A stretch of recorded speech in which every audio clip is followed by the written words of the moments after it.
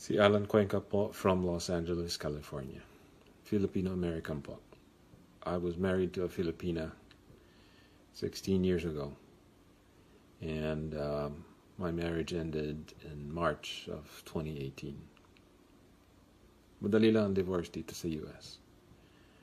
I filed for a divorce petition back in September of 2017. Within about a month and a half, nakuha ko yung divorce papers from the courts indicating that I have 4 months of waiting period before the divorce became legal. Madali lang ang divorce, but the marriage ending is painful, it's difficult, excruciating. California is considered a no-fault state. Ibig sabihin nun, you don't have to prove why the marriage is supposed to end or who's to blame. There's just a checkbox that you put in on irreconcilable differences. The courts will basically rubber stamp it, and that's pretty much it. Admittedly, the U.S. is the worst possible model for divorce in the world.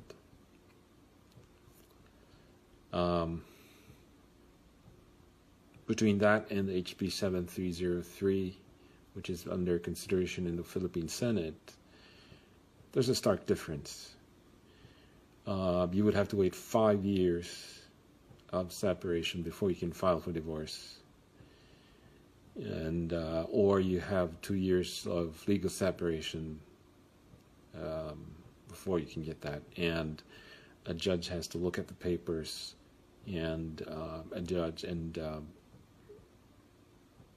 take a look at your grounds if those are valid grounds for divorce.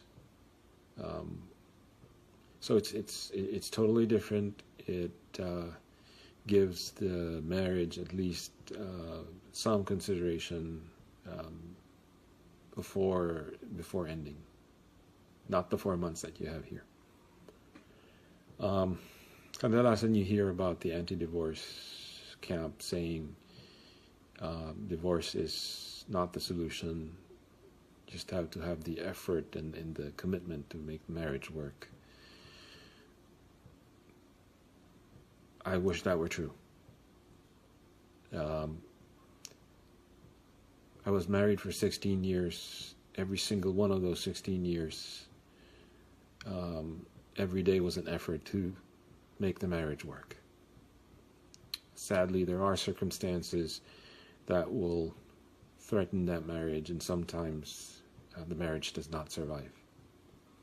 And if the marriage does not survive, the marriage is broken. You have to face the reality. I was not pro-divorce before, but I went through it. I went through how difficult and excruciating a broken marriage is, not only for myself or for my ex-spouse, but for my 16-year-old daughter.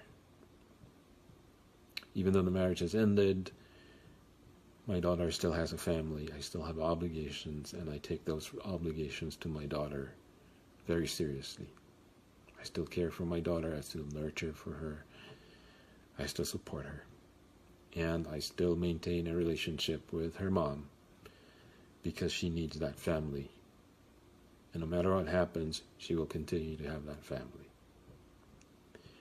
HB 7303 is difficult from a U.S. perspective because of the 5 years that you have to wait, or the 2 years of legal separation that you'd have to go through. You'd have to go through the lawyers,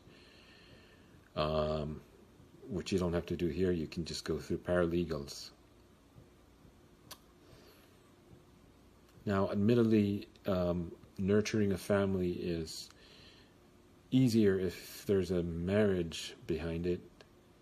But the thing is, no constitution and no law can ever legislate marriage bliss or how long that marriage will last. The cancer to society isn't divorce. And if you're trying to stop divorce because it is the root cause of what will fail in the marriage, you're trying to solve the wrong problem. There are so many other causes for why a marriage fails, but divorce is just the last confirmation that it has in fact ended.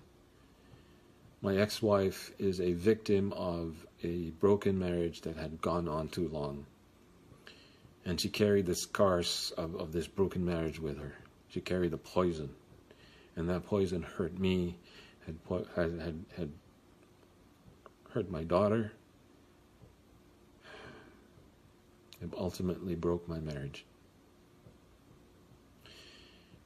If you're trying to fix and you're trying to help the Filipino society be strong or remain intact, divorce is not your enemy. Broken marriages. There's so many things you can do to legislate to help marriage survive. Best way to do that is to start at the beginning. Pre-marriage counseling. A vibrant and active marriage counseling and family support services. And if you still do not think that that's the case, and you think that by stopping divorce then you stop the broken marriages, you're just putting your head in the sand. This is Allan Cuenca, and I implore you, please seriously consider HB 7303. It is an act of compassion for people who are suffering under broken marriages, and that broken marriage will continue to hurt and make victims of families for generation after generations. Maraming salamat po.